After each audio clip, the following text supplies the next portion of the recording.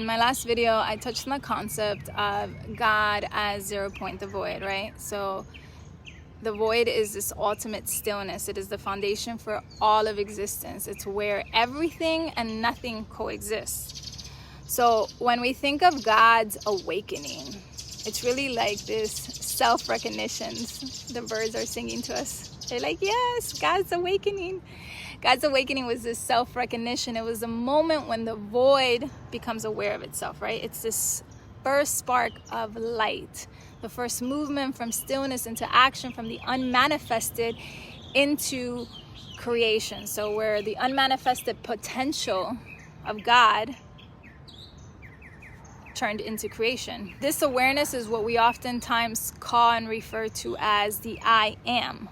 The I am presence. This is the realization that consciousness exists within the void. It's the moment where God said, let there be light. This is the moment that God awoken to itself. And this light, though, is not something that's like external. It was the awareness of existence of all that is coming into being, coming into awareness of its existence, illuminating the void as it became aware of itself. So if we go a little bit deeper, then this is where I started to wonder, okay, I was laying in bed and I was like feeling into all of this as I'm doing like my automatic writing and asking questions and journaling and meditating. I said, okay, why did God awaken in the void? Like I wanted to put myself, I wanted to put myself in that space.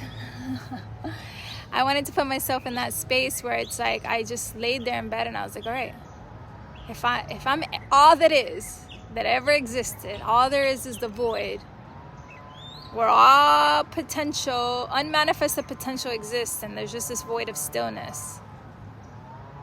That moment that God almost like awoke into itself, and the void became illuminated by the light of God's awareness. It's like, whoa, that's so fucking awesome. Excuse my language, but oh my God, I'm such a nerd. So as I reflected in this, it's like, okay, one possibility is that creation, which feels very true to me, is the very nature of God, because God is all that is. This is all God's creations. Everything in the universe and the multiverse is God. So creation is the very nature of God. So in this stillness, in this void, there's like this inherent desire to experience itself. It's kind of like a cosmic curiosity. So the potential within the void is so vast that it longs to be expressed, right? So when God awakens in this void, it awakens out of a desire to know itself. And we've heard this. God is experiencing itself through all of its creation because it had a desire to know itself, to experience its infinite potential in all of its forms. So this is the first intention, the first spark. This is why our intentions on a personal level is so powerful and so important. And this is why we have so much power when it comes to our intentions. Our intention is what directs the energy for us to manifest. But I digress. So this intention of source, right, of God, is what led to the first movement that differentiated and started to split and make known the difference between the feminine and the masculine energies that bring creation into being, because these are the energies that creation is made of. This is like the ingredient. So it's this beautiful balance of energies in harmony that really start to set the stage for everything else to start to unfold. This is which I won't connect the dots here, but this is pretty much what we're talking about, where they talk about the Big Bang theory, right? But I'm just speaking to it from more of the metaphysical perspective. So when these two energies, the feminine, which is represented as the womb of potential, it's the void, it is the womb of consciousness, and the masculine as the spark of activation, when it comes together, something entirely new is born. Okay, so this is where now this concept that started to come to me really heavily when I had my Kundalini awakening, the concept of three, of the Holy Trinity. So when this started coming to me first, I didn't really understand it fully, but it would just come every now and then. It was like trying to show me the Holy Trinity, and it was trying to show me that there is this Holy Trinity that is interplaying and playing out through all of creation. And so over the last couple of years, I've been really honing in on this and noticing where this Holy Trinity plays a role in almost every aspect of creation. So, but I'm not going to dive into that in this video. So, but I want to in this video, I want to introduce the concept of the Holy Trinity and how it comes into play as we're talking about how creation first birthed itself. So it's not just that the balance of these two forces, right? Feminine and masculine, their union creates a third energy. Very similar to when a man and a woman's energies merge, they create a third energy, which is what? A baby, an entirely new human being. So this third energy, we can view it as a child of their union. But this is more than just like a product. It's the birth of self-awareness. Okay, so this is the moment when creation becomes conscious of itself. It is the awareness that we exist. It's the ability to not just create, but to know that we are actually creating. So this is when you can say that this third energy is where the universe begins to wake up to itself. Right? So this is the next level of awakening. This is why we also talk about here in our own personal evolution that there are many levels to awakening. We're constantly in this new awakening because we're constantly awakening to ourselves, because we come from creation. Creation, the void, is infinite realities, is infinite potential. So even God itself is still in this constant state of unraveling and of discovering and of knowing itself and of experiencing itself. So the feminine and the masculine energies don't just create something. They create self-awareness, the ability to observe, to reflect, and to be conscious of their own existence. Okay, so this awareness can be seen as the inner child within us when we're talking about it from our vantage points of here in these physical human vessels, that holds the innocence and the purity of creation and the remembering of our connection to source.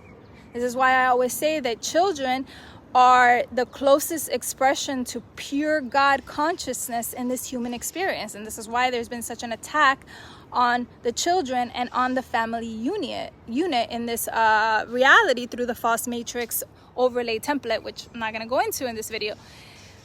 So it's this third energy that we experience ourselves as both the creators and the creation. So this is why children, when they first come in, they're so in awe of life. They have this wonder and joy, and everything's like, oh, wow. And this is why we look at children, we're like, oh, do you remember when we were there? The imaginations, right? If it's not snuffed out, because now that wants to be snuffed out right away. Why?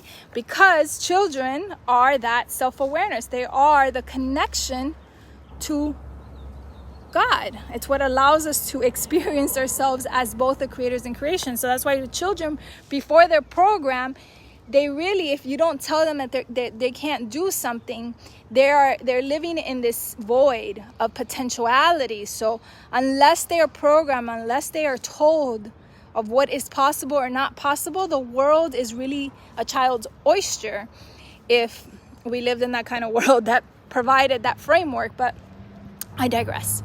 So when we feel into the Holy Trinity, right, this is where the concept of the Divine Mother, which is the feminine energy, that nurturing creative force, the womb of potential, comes into play. And then we have the Divine Father, Holy Father, which is the activating, structuring force, that light that brings direction. It's what brings things into form. And then we have the child, which is self-awareness. It's the pure expression of existence itself. Like, I'm such a nerd. I love this stuff. So this third energy, this self-awareness, is what allows Divine Mother and Divine Father, Holy Mother, Holy Father, to experience themselves fully, to see their reflection in creation. Hence, when we have a child, we are seeing the reflection of ourselves. This is why they say, I always used to say this when I was little, that children are here as teachers, and I never really bought in the idea that children shouldn't have a voice, that their opinions don't matter when they're really young. If we listen to them, if we work with them as also our teachers and our guides, it becomes a completely different relating in our creation with something that we birth, because it's a completely different entity from us, but it's giving us the ability to expand on our own awareness of self. It's just so deep and intricate and simple and complex all at the same time. So it's the birth of consciousness. It's this new way on a macro level, for the universe to experience itself. So we can also look at this third energy as our inner child, or even as the third eye, which is the part of us that can see beyond the surface and can connect us back to source, right? Because everything is interconnected. So the feminine and masculine energies could also be looked at as the two eyes. So this is what I was bringing through in one of those videos that I did months ago when I was in meditation, and my higher self was bringing this concept through in that way. So third eye is this third energy, can be also seen as the inner child, which is the third eye, the third perspective, the self-awareness, and then the feminine and the masculine are the eyes. But it is through the inner child, that it is through the third eye, that we're able to access higher realms of insight, and this is how we can see our true nature. So the inner child holds this energy of playfulness, right? It holds imagination, it holds innocence, it holds all of these qualities that are connected to Prime Creator. And these are the energies and the qualities that we often lose as we grow, and that is what part of the false matrix overlay has done, to stifle out and remove that innocence, that purity, and to squash our imagination, because these are the keys, qualities that connect us to source. And so if you invert those energies, if you squash them, if you invert them, then you cut the connection from source.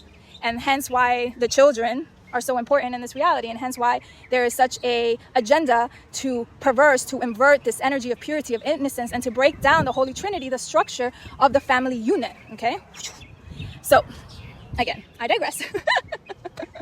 Get off my TED Talk soapbox. But this is the energy that we tend to lose as we grow older, and what our world promotes to snuff out of us. So as this self-awareness is a part of us that allows us to return back into this wholeness, right?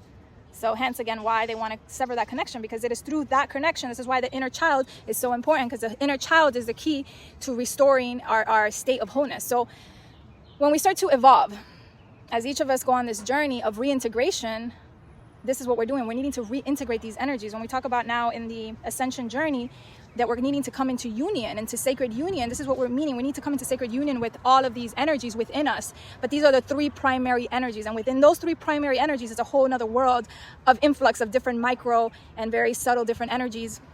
It's its own universe, each of these energies, right? Because these are the energies that create creation. So the journey is to reintegrate with these energies, to bring them back into harmony. So the journey for us is really about self-awareness. It's about becoming more conscious of who we are, our connection to source, to God, and understanding our roles both as creators and creation. So at the center of all of this is the heart, right? This is why even in our physical vessel, the middle path is the heart, right? It's the point of integration where mother, father, and child come together. The heart allows us to move beyond duality and to experience the unity of these energies. So when we feel into, look, contemplate creation through the lens of this Trinity, of the Holy Trinity, we start to see that everything is birthed from this interplay of these core energies. These are the core energies of creation, the feminine, the masculine, and the energy of self-awareness. The feminine holds the potential, the masculine is what brings things into form, and the inner child experiences creation. So this is the understanding that is going to help us see creation and consciousness and self-awareness as these energies that are interwoven, that are interconnected in everything. So our journey of awakening is a return to this wholeness. It's a realization again of the power that we truly hold, which is that we are creators and we are creation itself. And this is not about knowing it intellectually, but this is about really knowing it in all of our being, vibrating. We need to know it as a lived, felt embodied, expressed experience. And so this is why we also, so much of the spirituality nowadays is still so in the mental realm. So even like through contemplations, like contemplations is one aspect. It's beautiful to know these things and to have awareness, but then we need to ground that awareness into physicality, into our being, so that we can experience creation through our vessels, because our vessels is part of this creation in this realm. This realm gives us a completely different experiences from other realms. We came here to have a physical experience, to have God manifest into physical form. God wants to experience itself in physicality through matter.